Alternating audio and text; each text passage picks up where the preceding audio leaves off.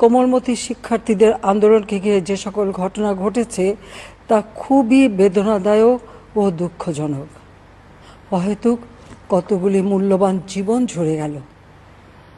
আপনজন হারাবার বেদনা যে কত কষ্টের তা আমার থেকে আর কে বেশি জানে। আন্দোলনের শুরু থেকেই সরকার যথেষ্ট ধৈর্য ও সহনশীলতা প্রদর্শন করেছে, বরং আন্দোলনকারীদের নিরাপত্তা নিশ্চিত করার ক্ষেত্রে পুলিশ সহযোগিতা করে।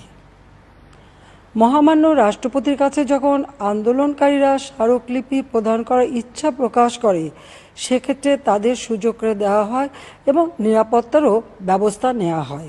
অত্যন্ত পরিতাপের বিষয় হলো, কিছু মহল এই আন্দোলনের সুযোগটা নিয়ে অনাকাঙ্ক্ষিত উচ্চাবিলাস চরিতার্থ করার সুযোগ নিয়ে সন্ত্রাসী কর্মকাণ্ডে লিপ্ত হয়।